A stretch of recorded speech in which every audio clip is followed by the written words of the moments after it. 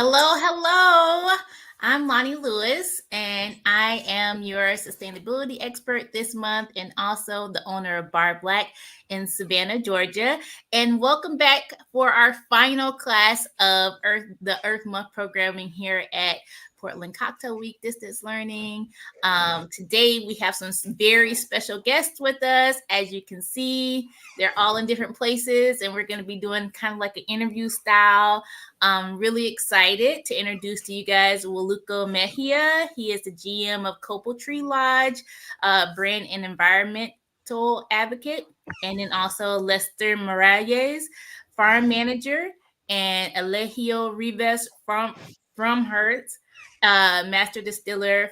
And joining me today, they're all joining me today here for our holistic sustainability practices class. It takes a community. So Copalli rum's single estate process was designed to protect one of the region's largest natural preserves in Belize, but Copalli's approach to sustainability is also focused on supporting the community in Punta Gorda, Copalli's whole hometown. Eligio, Waluco, and Lester are here to share how the practices at Copalli's sustain the earth, their community, and your fires.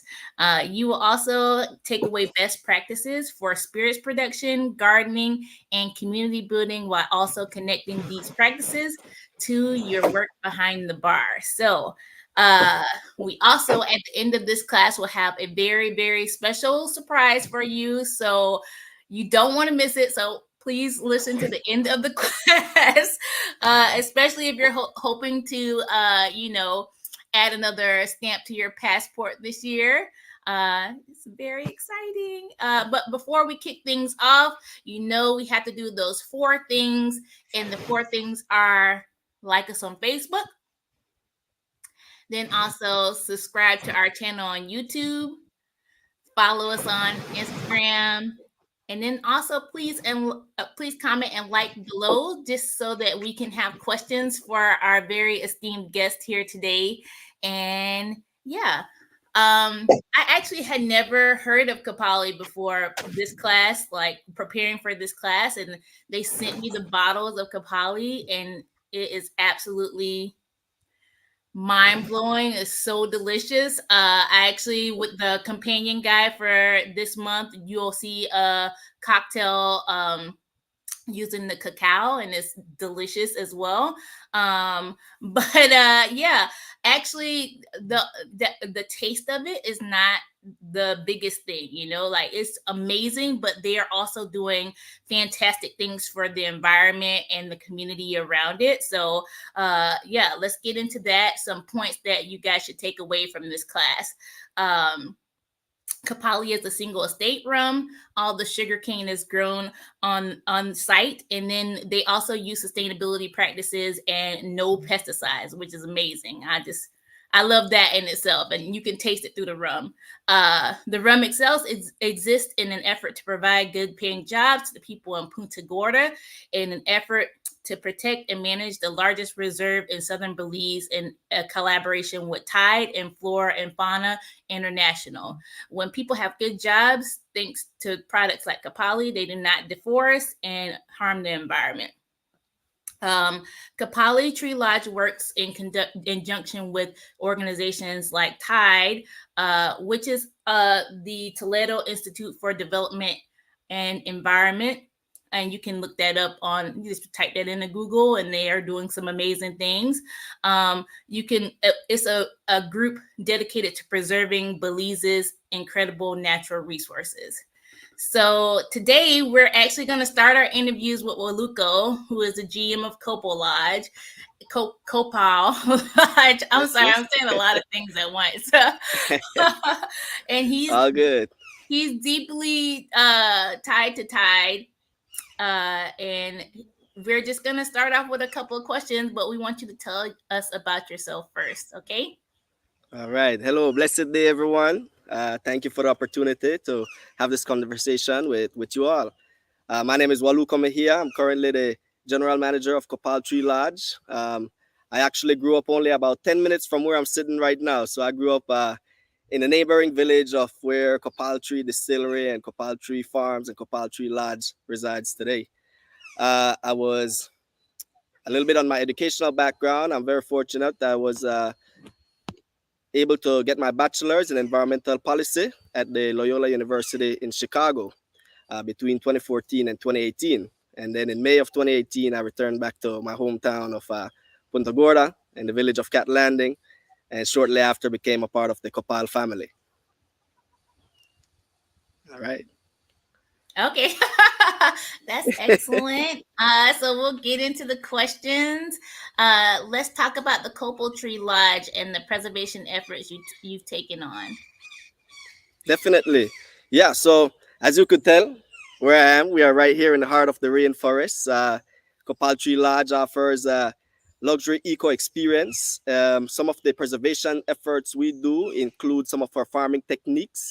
So Copal Tree Lodge is a farm to table experience. So we have a small organic garden on site. We also rear animals such as chicken and sheep. All right.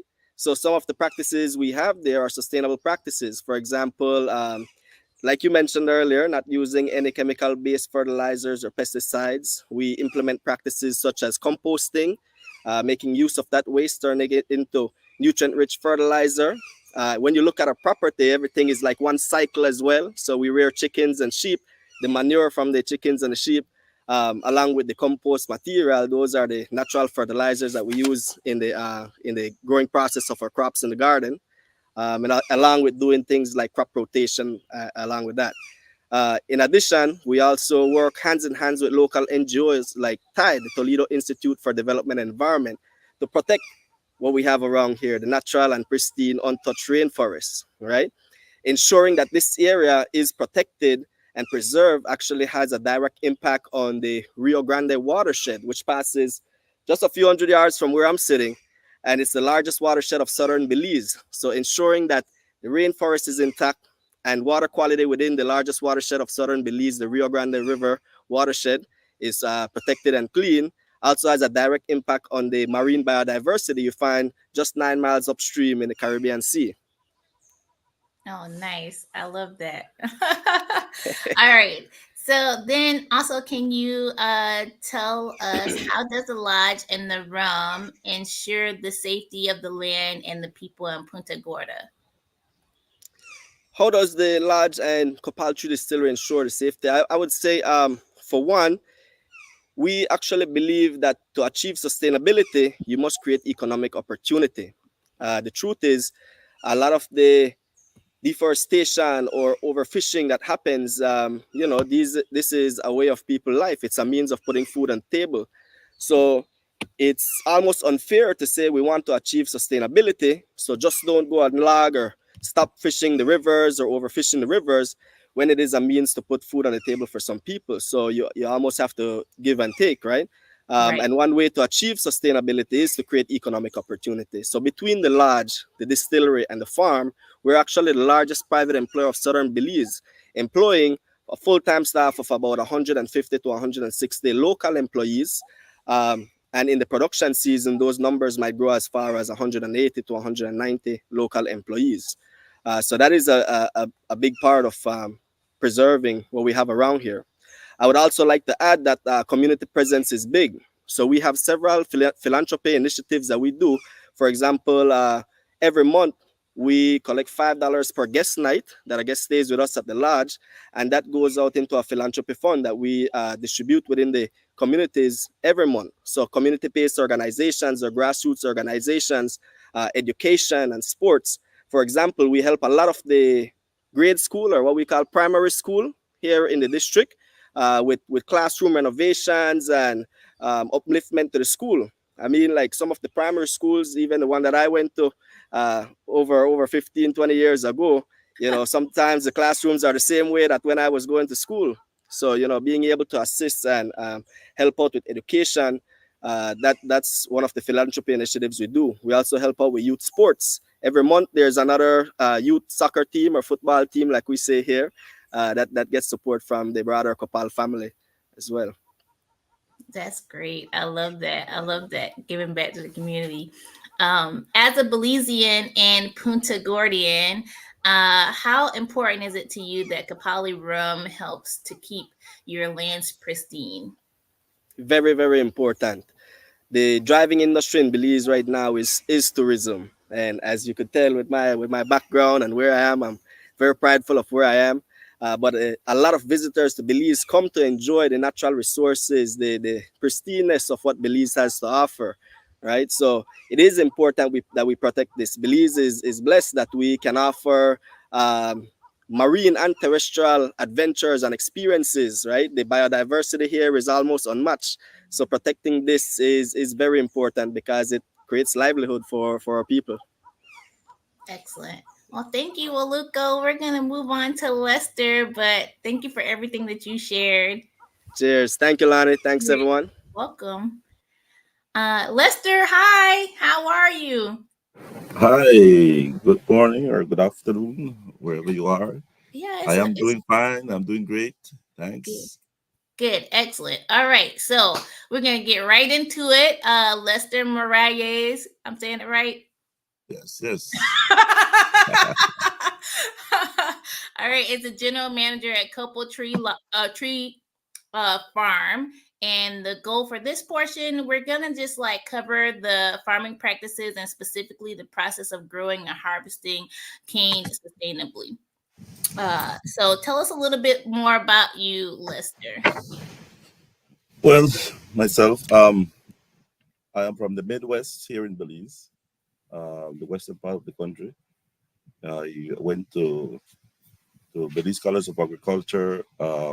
Then I got the opportunity to attend one of the best universities in agriculture. It's called Earth University, which is focused on production of produce organically, natural, environmentally, and also looking at the business part of the environmental issues. So I got an opportunity to attend that university. I graduated from there, and then I came back to Belize, and I've been working in Belize for quite some time now, um, doing what I do, doing what I love, or agriculture with the twist of the environmental portions of it. Where is that university? Earth University. Earth University is located in Costa Rica, Oh, okay. in the tropics, humid tropics of Costa Rica. Oh, So excellent. if we look at how it is now, we are in the humid tropics of Belize. So this is perfect uh, to see how we can relate the two different locations. Excellent. That's awesome. So, what are your goals? What are the goals of Copal Tree Farm?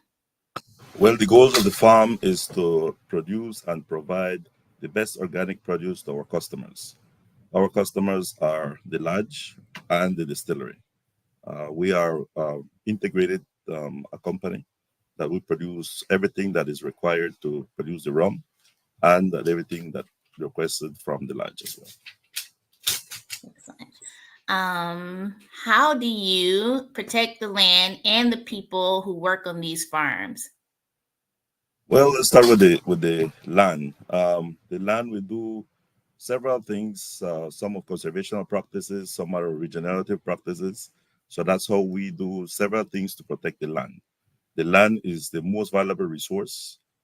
We have to make sure we keep it. The soil is actually a living organism that is coming and moving and growing. So we have to keep it alive. So what we do is provide the nutrients that we need to provide for the plants to be able to absorb those nutrients out of the soil. We provide also conservational practices that we have to make sure we keep those soils intact or make them better. Uh, to do several things, so either to grow or to keep the nutrients in the soil. Let's not erode the soil, and we have to help it protect it.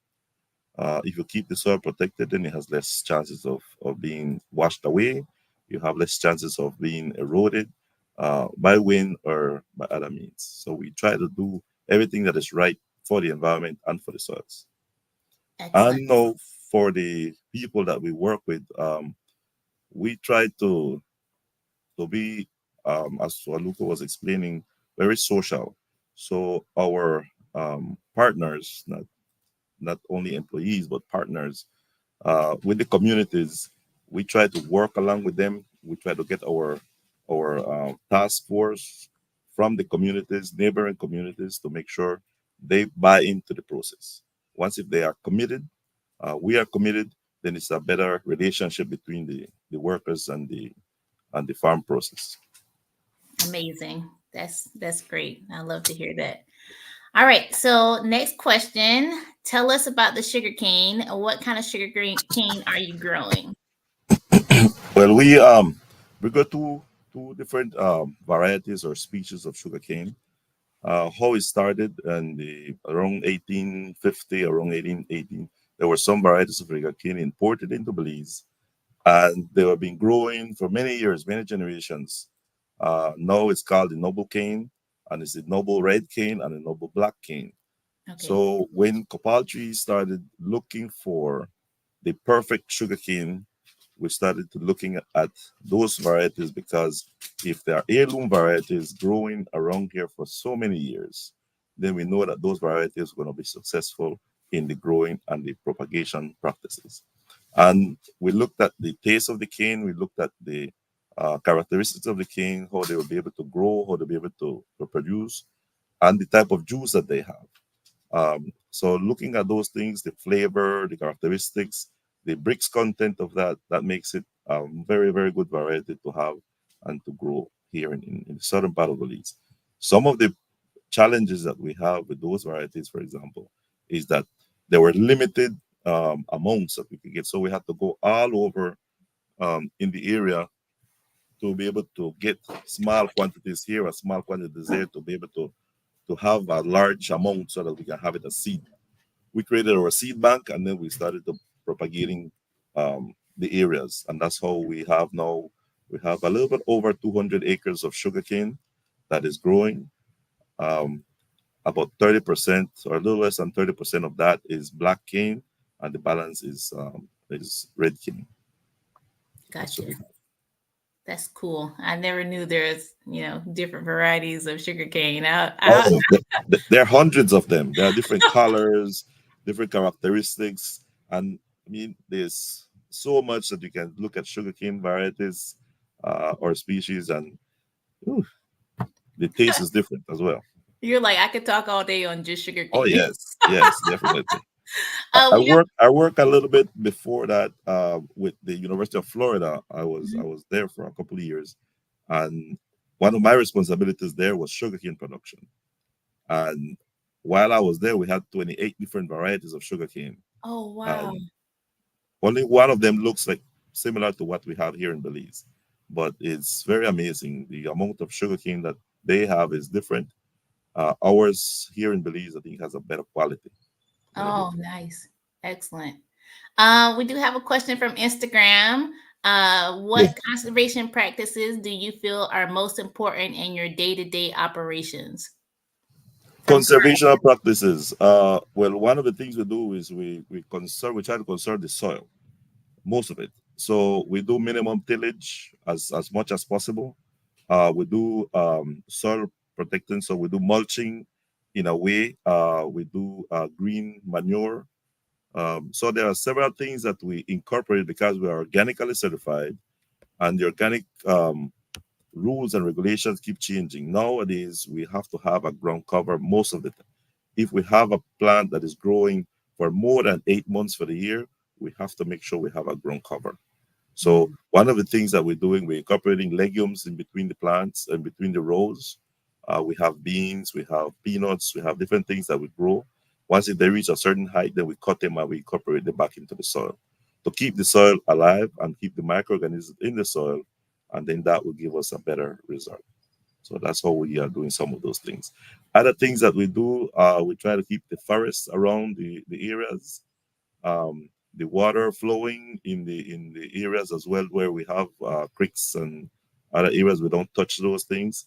We make sure the forest is around there, so we have shade. We have canopies that are dropping the leaves, and some of that mulch is also working within the sugarcane as well. So we have a lot of things that are working in our environment for our favor as well. Excellent. I hope that answered your question, Carly. And we're going to move on to some more questions. What? Oh, one more. I'm sorry. Is the cane hand harvested by Rumby Shop? At the moment, we actually today we're harvesting, yes, and the cane is hand harvested right now. We have two practices. One is to harvest with machine. We started that last year. It was working fine. We are preparing our fields to be able to harvest by machine, but currently we are harvesting by hand. It's very challenging to harvest by hand, but it is doable. And it's challenging to harvest by machine, but it's also doable. So we have a combination. Eventually, I think as we grow, we want to have a little bit more machine and less hand. But at the moment, we are doing hand harvest. I bet that's like difficult because it's really hot there and you're having to Oh, harvest it. yes, yes. And it's It's very thick. hot. I guess you have to cut it. Oh my gosh. Yeah, I can't even imagine. Well, that is part of the thing. You got to come here and look and see how we're doing it, Yeah, I because mean, it hey, is if you're very. inviting me, I'm coming. Oh yeah, definitely. All right. So, what are the challenges in growing sugarcane in the region, and how does Copalli do this ethically? Okay, some of the things that we do um, is that well, some of the challenges we have is, for example, the environmental and climate conditions we have here. Um, the climate and environmental conditions tend to be suitable for sugarcane at certain times of the year, and tend to be not so suitable at certain other times of the year. Unfortunately, when we want to harvest and it's raining too hard, because we know in the rainforest it's very difficult to harvest the cane and put the machinery to haul the cane and bring it in. That's our limitation. Also, if the sugar cane grows, also other plants will grow as well. So that's where we have the weeds, and that's when we have other plants growing and competing with the sugar cane. So those are some of the other challenges. So we have to try to have the correct environmental conditions to let the cane grow better and faster than the competition. And that's how we do some of the things here. So, for example, if we do hand weed control, which is done with either pulling the weeds out when the weeds are small, or if we use a weed eater to mow between the rows, just to minimize the competition. Then, when we have the cane growing and overlapping, then we have less competition because the sugar canes are already shading the weeds, so it grows much better. So some of those are the challenges.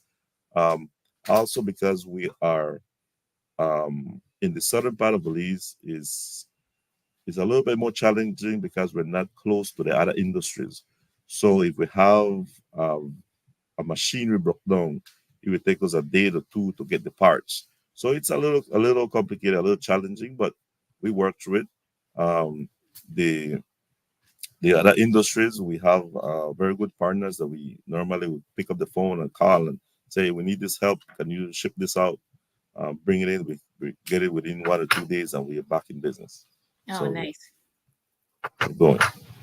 Um, and other things is we try to employ people from around the communities. So those challenges are also to try to get people to harvest sometimes. So what we do is we go to the communities and try to get people from around the communities, as I said, that if they buy into how we are working, then Hmm. it's much easier to get them to work. So we consider them more like partners, and then we talk to them. We make sure that they understand how we're doing business, what are we doing, and the reason why we're doing it that way. And once if they understand, then most of them likely they're going to um, work with us. Nice. Excellent. We do have a couple of questions on Instagram. The first one is from Erica Flowers. How has ever changing weather patterns affected the cane harvest season, shortened it, or lengthened it? All right. Well, it has caused it to increase in time, so lengthening. Um, the weather conditions, because they are not so um, prognosticated as what they used to be. Before we knew that in February we're going to get the last rains and the first rains are going to come in June. That's not the case anymore. Nowadays we have in between we have rains, we have all different climatic conditions changing, So we have to work along with the environmental conditions. But yes, because of the weather conditions, the sugarcane season has increased. Now we started harvesting from the first week in February, and now we're going all the way. We're expecting to go all the way to the ending of June. Oh, wow. So it's much longer. Cool. Is that good? That's a good thing though, right? It is, but the more challenges will come at the end of the season because that's part of the rainy season as well. Oh, So the harder it rains, the more water we get, then the worse conditions we get in the field. oh, Then it becomes more challenging to get the the quota for the day.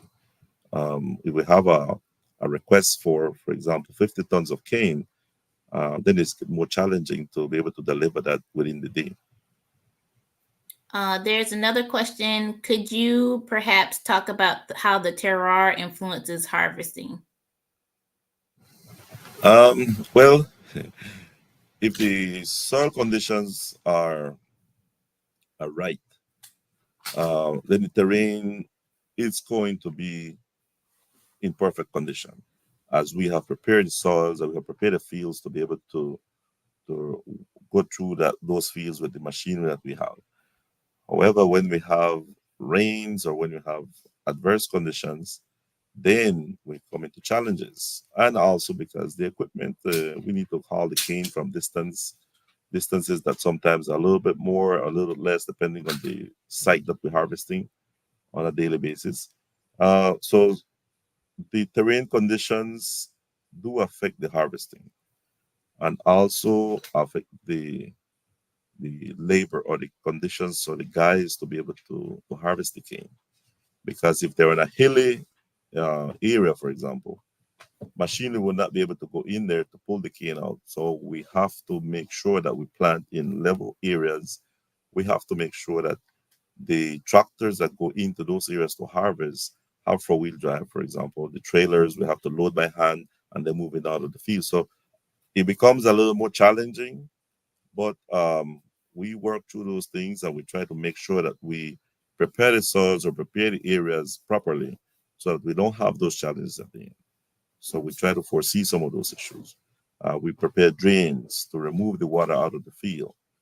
We prepare the areas properly so that you have long rows so that the machine can run through those low rows. So those are some of the things that we do.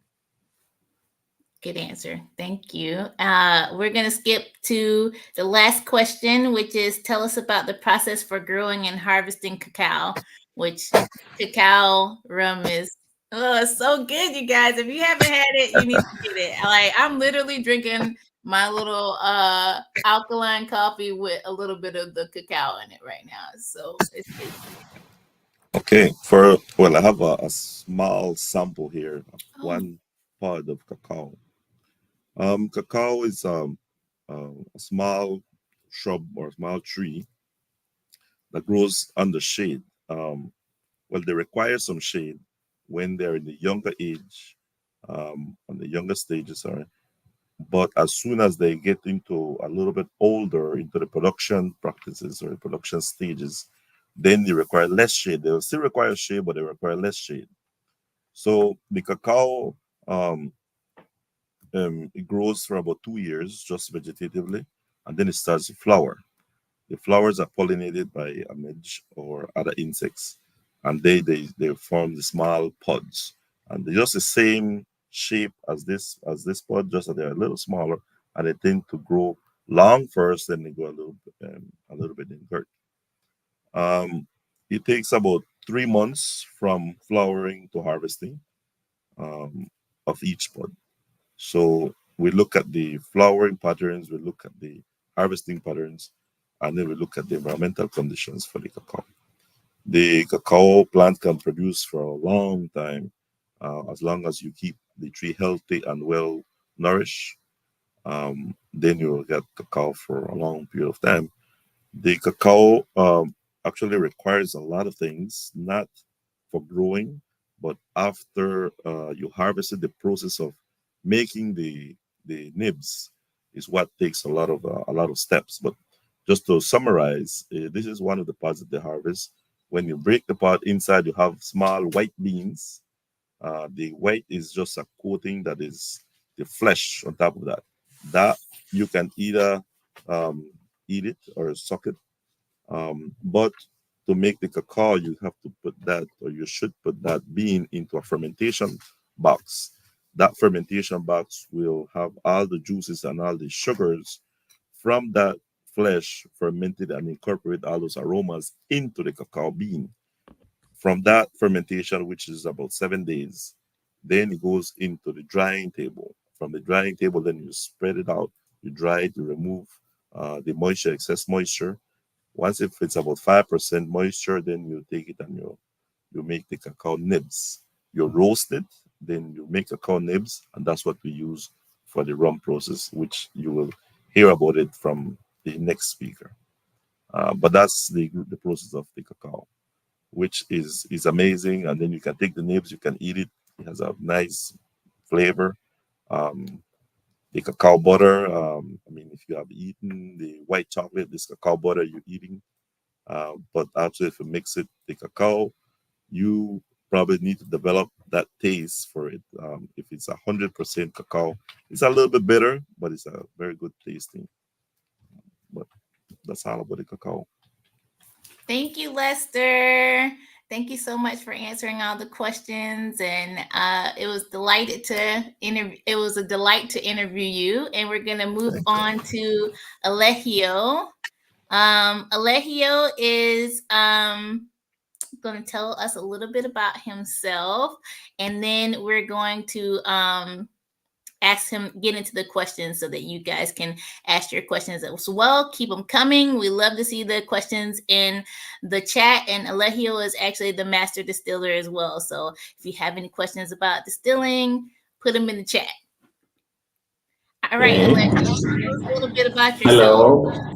Hi. Hello. My name is Eligio Rivas Fromherz. I'm from Paraguay in South America. I'm working with Copalli for almost than 1 year.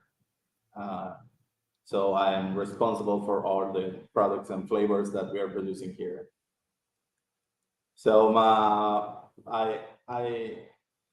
can I say that my background is I used to work for a sugar mill as the maintenance manager because I have a degree in electrical engineering. Oh, nice. Wow. Yeah, nice. Yeah, and there I start to introduce in the distillation world. Mm-hmm. I start first with the column distillation, the knowledge and everything. Then this company decided also to open a craft distillery operation, and I started to learn also how to distill with pots and different kind of spirits. Also, I have experience distilling rum, vodka, brandies, whiskey, all organic. So yeah, I have like almost 7 years experience distilling and fermenting. And in 2021, I went to Louisville, Kentucky. Oh, nice. I've been there once. Yeah, it's a very nice city, and I make their distillation course and also fermentation course. Oh, nice. Excellent. Yeah. Electrical engineer to master distiller. That's an amazing story. I love it. Can you tell us about how Copalli rum is made? And yeah, can you focus on the single estate messaging and the sustainability practices? Yeah, all the cane that we use here is growing on site, so we don't have that like third party producers. Everything is growing here around the distillery fields. So we use always the same cane. We have two different varieties, you know that. Yes. But for our product, we use specifically this kind. So we always follow those rules. And yeah, for example, all distiller was designed to be zero waste we try to reduce everything that we produce as waste here. For example, the sugar cane fiber after pressed, we use as a fuel for the boiler to produce the steam that we use to heat up our pots and our columns. That fiber is called bagasse. So after the milling process, we dry a little and we use again as a fuel for a biofuel for our boiler. This is one of our practices. Then the vinasse, that is the liquid that remains after the distillation. That's a liquid with high content in NPK. That's a very good fertilizer. And that liquid we send again to the field to spray there, and farm use that liquid as a fertilizer. Oh, cool. Yeah. How do your sustainability practices affect the quality of the rum? Yeah. For example, we use the agricole style distillation and fermentation process. That means that we use fresh sugarcane juice that we start to ferment the first day. And after 4 days, we distill that, or pot distillation or column distillation. So I think that all the sustainable practices that the farm practices affects our flavors here at the distillery, because we have notes from the soils, we have notes from for example, the black cane is very sweet with notes of caramel, and the red cane have notes of grassiness and oil, some earth flavors. So I think it's more from the farm that the sustainable practices comes to our flavors. But here, for example, we don't have colorants, sugar, preservative, any kind of products that can affect our organic status. We don't use it. And also is the history of Copalli, because Copalli is not just a rum brand, it's a history about everything, the conservation and all the southern Belize, sustainability and work with the people, help the people, and everything. We do have one question from Instagram for you before we move on to the rest of the questions. It is, what waste from the distillation do you find the most difficult to repurpose? In my personal opinion, the most difficult one is the vinasse. But if we have all the sugarcane fields near to the factory, it's easy for us to send again and spray down off the fields. But it's a little hard because the vinasse can out at almost 95, 96 Celsius degrees. So almost boiling temperature for water. And, we need to cool down first, and then we need special tanks to send to the fields, and it must be stainless steel tanks, because the first is hot, and then also is very aggressive with the natural iron. So Okay. yeah, I think the vinasse is the most difficult. It sounds difficult. Yeah. Do you make the single cane varietal rum, or are you blending the red and black cane? No. For example, for our white rums, we use just red cane and column rum. It's 25% red cane and 75% column rum. And for our barrel rested, it's just black cane. And for the cacao rum that you love it, it's the column rum that we use it. So we're gonna. Oh, sorry. Go ahead. No, the three products have like different flavors based on the cane that we use for it. We're actually gonna get more into that because the next question is let's talk through all three marks and let's taste and talk through the flavors and tasting notes. Okay, so for example, for white rum, we have notes, the notes for banana, pineapple, yeah, that's one.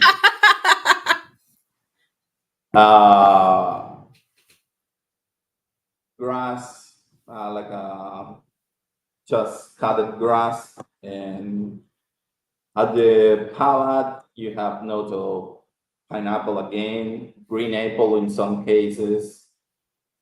You know, it's a very special flavor. For barrel rested, for example, you have notes of vanilla, caramel, the oakiness, and butterscotch also you can feel. And in some cases, people feel also brown sugar, even if we don't add sugar to our rums, people can feel like brown sugar that come from the oak and also from the rum itself. Which one's your favorite? My favorite, Mm-hmm. my favorite is the barrel rested. The barrel rested. What kind of barrels are you using? We use ex-American oak bourbon barrels. Mm-hmm. And So how long is it rested? for 14 months. Oh wow! So yeah, that's a long time. I love it. So how I think that we went through all the questions for you. Let's make sure that we got all the questions on Instagram.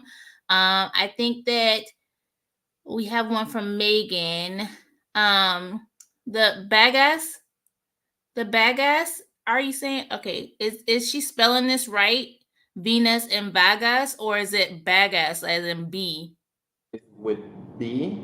Yeah, it's Bagas, and that's Minas, right? Are you saying Minas? Like the leftover No, liquid? it's Vinasse is like Vnasse. Okay. Vinasse. Yeah, exactly. And this one is Bagas, like And yeah, Baggasse. exactly. Okay, cool. Yep. Does that answer your question, Megan? I hope so. And then also, in what ways do you think your sustainable practices will make a difference for the country of Belize?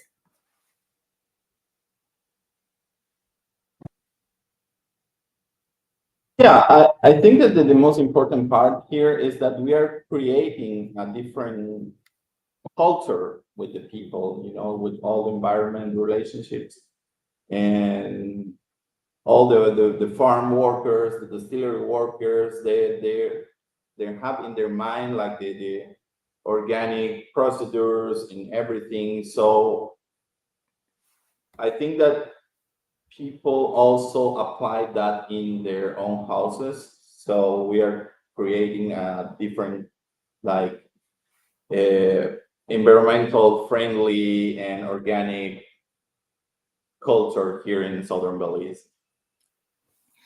All right, we got two more questions on Instagram. I love this. They're just firing away with the questions. This is excellent. At what ABV do you cut the distilled liquid before adding water?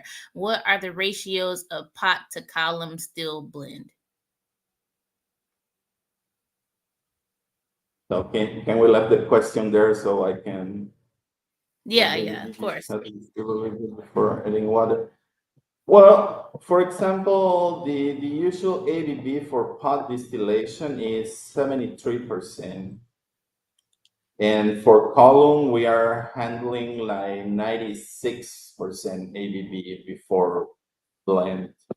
And like I said before, the blend just happened for white rum is 25% of pot rum and 75% column rum.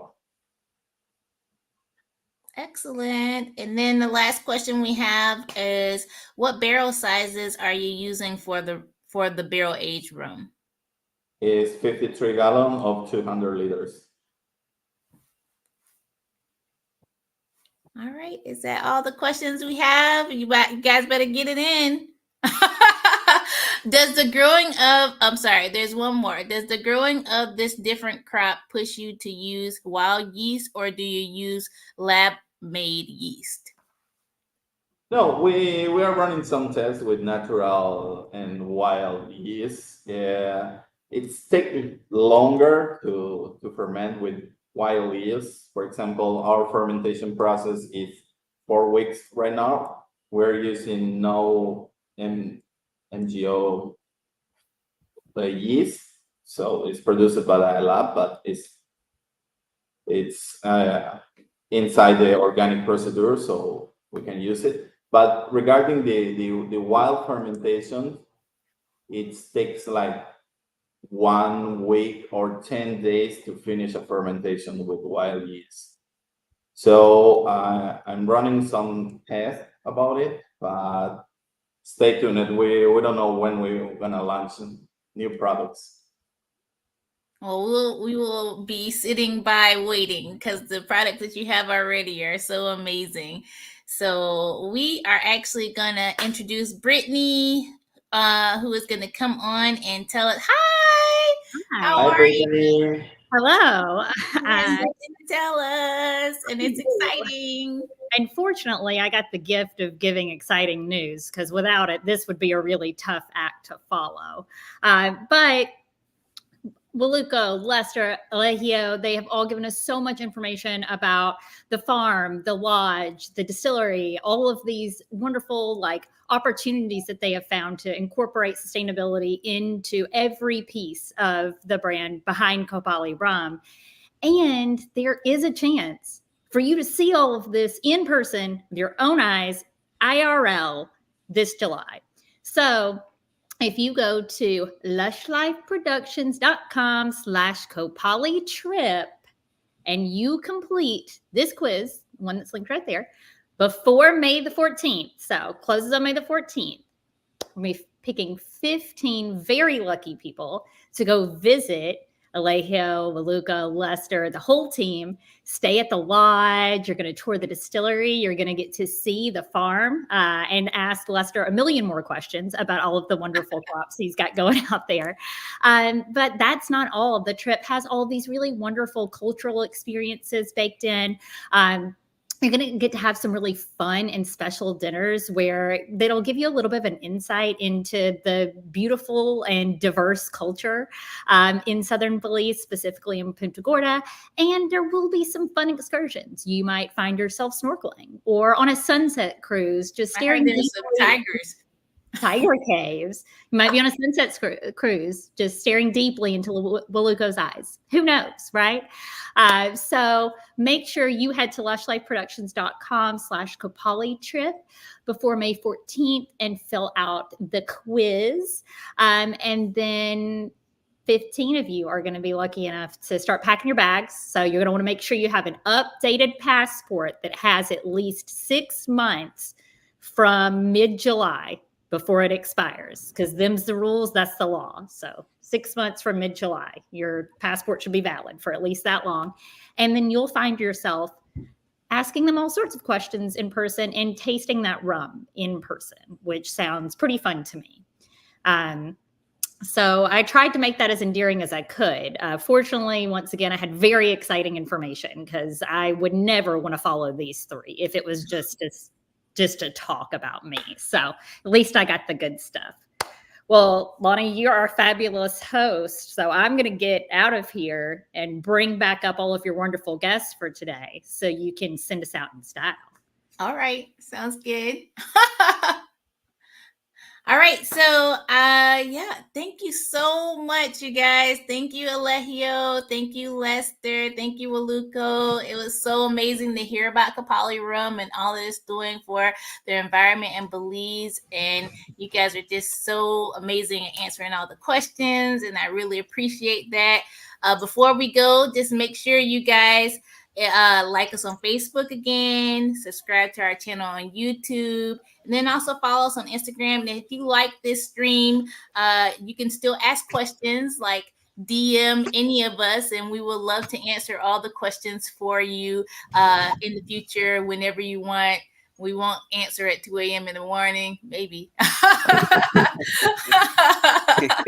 But thank you, everybody. And I hope you enjoy the rest of your month and go out there and celebrate the earth and do something sustainable while you're at it. All right. Cheers. Welcome. Cheers. Guys. Thanks again, Thank you. Lonnie. Thank Thanks, you. everyone.